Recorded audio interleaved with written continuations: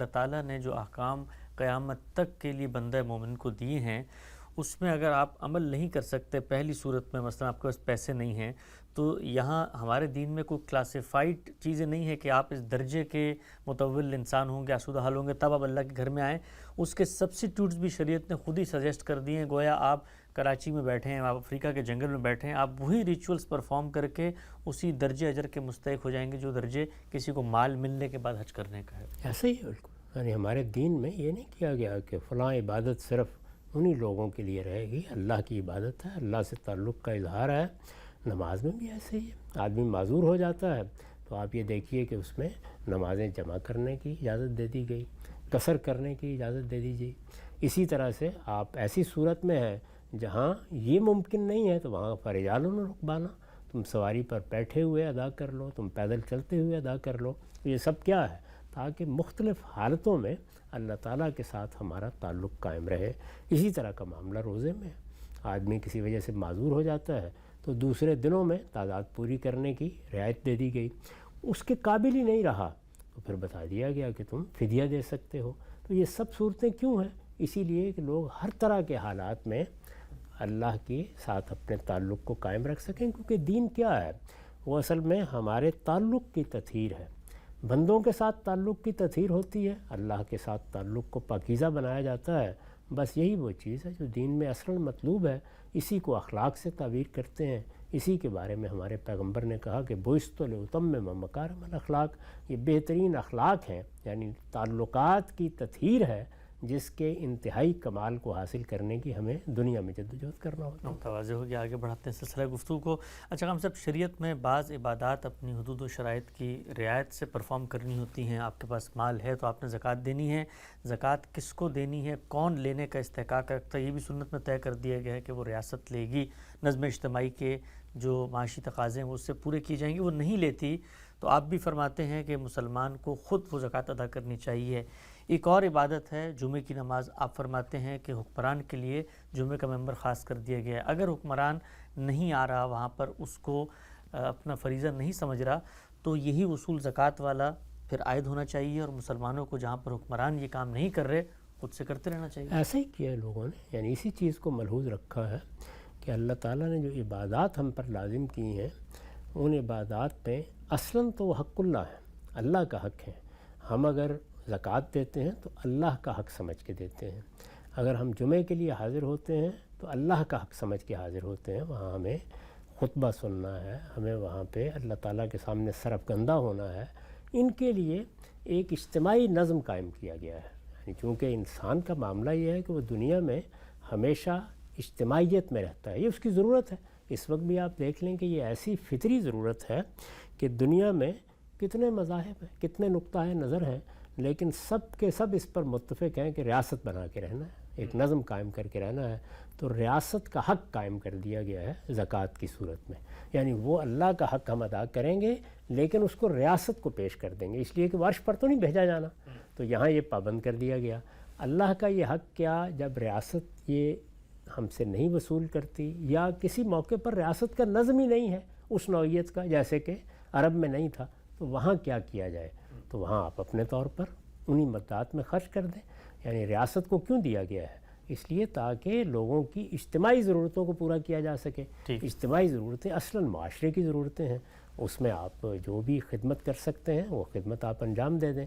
جمعے کے بارے میں بھی یہی ہمارے ہاں علماء نے خیال کیا کہ چونکہ یہ ایک بڑی غیر معمولی عبادت ہے، ہم سب جمع ہوتے ہیں، جمع ہو کے اللہ کے سامنے سرفگندہ ہوتے ہیں، اس میں ہمارا امام یا مسلمانوں کا حکمران یا اس کا کوئی نمائندہ خطبہ دینے کے لیے آتا ہے۔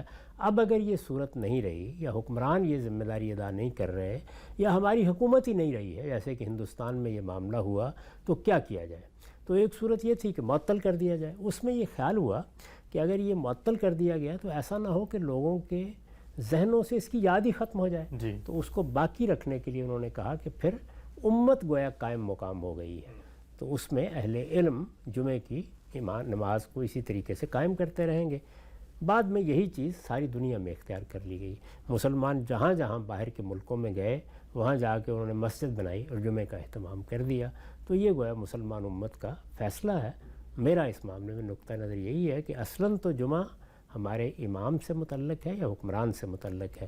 لیکن مسلمان جب کوئی فیصلہ اس طرح کے معاملات میں اجتہادی طور پر کر لیں اور وہ اجتماعی معاملہ ہو، چونکہ جمعہ ہے، عیدین ہے، اسی طرح آپ رمضان کے روزوں کا اعلان کرتے ہیں، رمضان کا اعلان کرتے ہیں، یہ سب اجتماعی معاملات ہیں. تو اجتماعی معاملات میں جو فیصلہ کر لیا جائے، اگر کوئی شرائط نہ بھی پوری ہو رہی ہوں تو اس کی پابندی کرنی چاہیے. ٹھیک. اور ہم سے یہ پابندی کرنی چاہیے، یہ بھی کیا دین کے کسی شرعی منصوص حکم کا تقاضا ہے یا یہ محض ایک یہ بھی اجتہادی بات ہے؟ نہیں، رسالت مآب صلی اللہ علیہ وسلم نے اور خلفائے راشدین نے جو سنت قائم کی ہے ہمارے لیے، وہ یہی ہے کہ مسلمانوں کے اجتماعی فیصلوں کے ساتھ رہیں گے. اللہ کے پیغمبر نے بھی یہی کہا، یہ کہا کہ تم سواد اعظم کی پیروی کرو، یا یہ فرمایا کہ جماعت کے ساتھ رہو. علیکم بالجماع. یہ اصل میں علیکم بالجماع کے حکم کا لازمی تقاضا ہے. یعنی مسلمانوں کا نظم اجتماعی، مسلمانوں کا معاشرہ، جہاں جو فیصلہ کن ہو رہا ہے وہ جب کوئی بات طے کر لیتا ہے تو اس میں اگر غلطی ہے کوئی تو ہم اس غلطی پر توجہ ضرور دلائیں گے، اس سے انحراف نہیں کریں گے، اس سے بغاوت نہیں کریں گے اگر وہ اجتماعی معاملہ ہے. انفرادی معاملات میں ہمیں حق حاصل ہے کہ ہم اپنی رائے پر عمل کریں، کیونکہ اس کا تعلق عام لوگوں کے دیکھنے سے نہیں ہوتا. لیکن جو چیز اجتماعی ہے، مثال کے طور پر میں بارہا توجہ دلا چکا ہوں کہ رؤیت ہلال کے لیے یہ کوئی ضروری نہیں ہے کہ آپ چاند دیکھنے کے لیے نکلیں. دنیا میں ایسی ترقی ہو گئی ہے کہ اب آپ پورے تعین کے ساتھ یہ بتا سکتے ہیں کہ چاند کب پیدا ہوگا. تو اس وجہ سے سائنسی لحاظ سے اعلان کیا جا سکتا ہے، لیکن اس بات کو ابھی لوگ نہیں مانتے. تو اب کیا ہوگا؟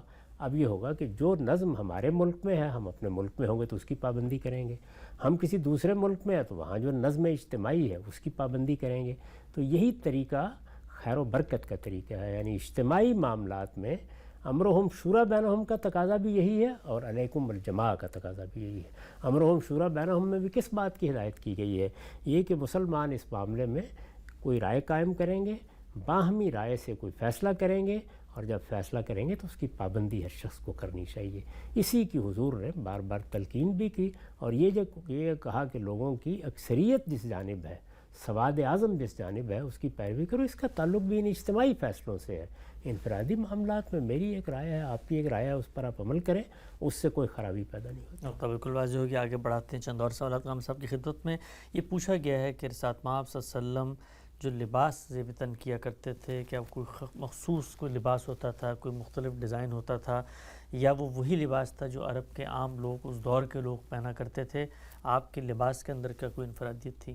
نہیں، ایسی کوئی چیز نہیں تھی. عرب کے جو شرفاء لباس پہنتے تھے وہی لباس. اس میں ظاہر ہر آدمی کا ایک انتخاب ہوتا ہے، وہ ہمارا بھی ہوتا ہے. تو حضور کا بھی ایک ذوق تھا، رنگ کے بارے میں تھا یا اس طرح کی چیزوں کے بارے میں اس کی روایات آ جاتی ہیں. لیکن بحیثیت مجموعی وہی لباس تھا جو عرب کے شرفاء، عرب کے بڑے لوگ، عرب کے اکابر پہنتے تھے، وہی لباس آپ بھی پہنتے تھے. ٹھیک، نقطہ واضح ہو گیا.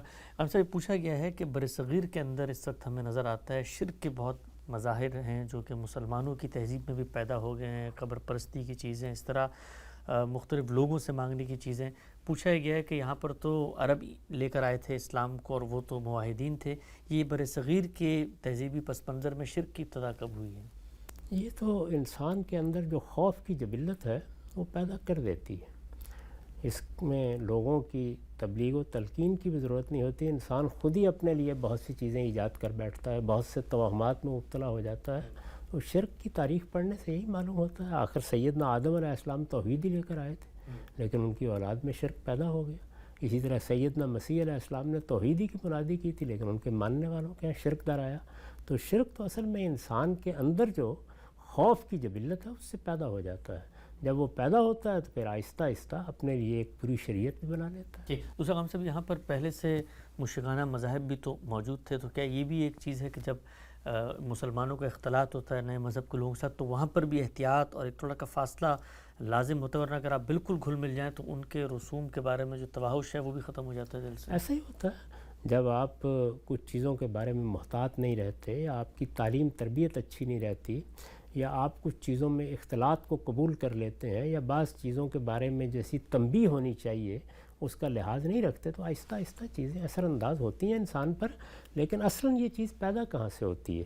بیماری آ گئی، تکلیف آ گئی، کوئی اس طرح کا معاملہ ہو گیا، اس میں کوئی آدمی کہتا ہے فلاں کام اگر کر لو تو اس میں یہ فائدہ ہو جائے گا. اس میں پھر کچھ نہ کچھ توہمات در آتے ہیں. وہ توہمات ہیں جو آہستہ آہستہ ایک باقاعدہ شریعت کی صورت اختیار کر لیتے ہیں۔ ٹھیک ہے صاحب، آخری 2 سوال آپ کی خدمت میں ہیں۔ ہم سے پوچھا گیا ہے کہ علم اور معلومات میں کیا فرق ہوتا ہے؟ اکثر ہم نے دیکھا ہے جو بڑے لوگ ہیں وہ کسی کو دیکھ کے کہتے ہیں اس کے پاس معلومات تو بہت تھی لیکن علم نہیں تھا، تو یہ علم اور معلومات جب یہ زبان میں تعبیرات کسی شخص کے بارے میں اختیار کی جاتی ہیں تو اس سے کیا مقصود ہوتا ہے؟ دیکھیے جو چیزیں ہمارے ادراک میں آتی ہیں وہ سب ہماری معلومات ہیں، لیکن کیا انسان کو صرف یہی صلاحیت دی گئی ہے کہ وہ چیزوں کا ادراک کر لے؟ نہیں، وہ ان کی حقیقت کو سمجھتا ہے، ان کی معرفت حاصل کرتا ہے، وہ ان کے اندر اترتا ہے، وہ اصول اور فروع میں تعلق پیدا کرتا ہے۔ اصل میں یہ عمل ہے جو انسان کے باطن میں جب ہوتا ہے تو پھر وہ حقیقی علم بنتا ہے۔ تو علم کی اصطلاح جب استعمال کی جاتی ہے تو وہ بھی معلومات کے لیے عام زبان میں اختیار کر لی جاتی ہے، لیکن اگر اس کو الگ الگ کر کے بولا جائے تو اس کا مطلب یہ ہے کہ محض یہ نہیں کہ میں نے ایک نظر ڈالی، میرے حواس میں کچھ چیزیں آ گئیں، میں نے ان معلومات کی ایک فہرست مرتب کر دی، یہ میز ہے، یہ کرسی ہے، یہ کمکمہ جل رہا ہے، صرف اتنا ہی نہیں ہے بلکہ یہ چیزیں ہیں کیا، ان کی حقیقت کیا ہے، میرے ساتھ ان کا کیا تعلق ہے، یہ اگر وجود میں آئی ہیں تو کس طرح وجود میں آئی ہیں، ان کی جب میں معرفت میں اترتا ہوں تو اس سے میرا علم وجود میں آتا ہے۔ وہ جتنی معرفت حاصل ہوتی ہے اتنا علم پختہ ہوتا چلا جاتا ہے۔ ہم صاحب ہم نے سنا تھا کہ آپ کی زبانی کسی بڑے آدمی کے پاس کوئی صاحب آئے اور انہوں نے بہت باتیں کی تو انہوں نے ان کو کہا کہ بھائی یہ تو معلومات کا کباڑ خانہ تھے، نہیں، وہ علم نہیں تھا۔ تو علم جو ہے وہ ایک پورا کا پورا جامع تصور بناتا ہے کسی بھی موقف کے بارے میں، کسی بھی نقطہ نظر کے بارے میں۔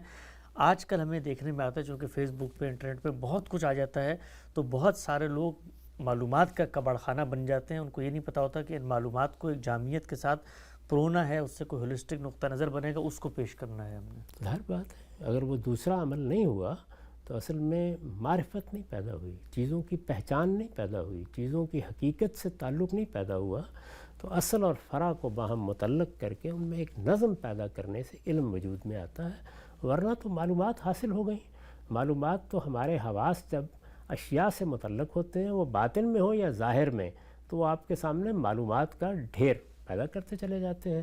اب کوئی آدمی وہیں تک محدود رہ گیا ہے تو یہی کہیں گے کہ اس کے پاس اگرچہ بہت کچھ موجود ہے لیکن ایسے ہی ہے جیسے کباڑ خانے میں آپ چیزیں پھینک دیتے ہیں۔ انہی چیزوں کو جب اٹھا کر باہر لاتے ہیں اور پھر ان کو ایک ترتیب دیتے ہیں تو اس سے ایک بیٹھنے کی جگہ وجود میں آ جاتی ہے، آپ کے سونے کی کوئی جگہ، کوئی خوابگاہ وجود میں آ جاتی ہے۔ اسی طرح آپ نے جن چیزوں کو ایک خاص ترتیب سے رکھا ہوتا ہے اس سے ایک بہت اچھا دارالمطالعہ وجود میں آ جاتا ہے۔ وہی چیزیں آپ اٹھاتے ہیں، اٹھا کے وہ اشیاء تو وہی ہوتی ہیں، ان کو آپ کسی اسٹور میں ڈال دیتے ہیں تو اب وہ ظاہر ہے کہ ایک کباڑ خانہ ہے۔ چیزیں تو ہوتی ہیں وہاں پہ، بالکل واضح ہو گئی بات۔ آخری سوال ہم سے آج کی نشست کا، جرم اور گناہ کے فرق کو بھی ذرا واضح کیجیے گا۔ جب میں اپنے پروردگار کے ساتھ کوئی معاملہ کرتا ہوں اور اس میں اس کی ہدایت کی خلاف ورزی کرتا ہوں، جس کو قرآن میں فسق سے تعبیر کیا گیا ہے، تو میں گناہ کا ارتکاب کرتا ہوں۔ لیکن یہ گناہ جرم کب بنتا ہے؟ یہ جرم اس وقت بنتا ہے جب اس سے کسی دوسرے کا حق تلف ہو جاتا ہے یا اس کی جان مال آبرو کے خلاف کوئی کام ہوتا ہے۔ تو اس وجہ سے جب وہ جرم بن جاتا ہے تو پھر وہ معاشرے کی گرفت میں آ جاتا ہے، یعنی اب معاشرے کا حق حاصل ہے، اب معاشرے کو حق حاصل ہے کہ اس پہ گرفت کرے، اب ریاست کو بھی حق حاصل ہے کہ وہ اس کو دیکھے، اس کے بارے میں قانون سازی کرے، اس سے لوگوں کو روکنے کی کوشش کرے۔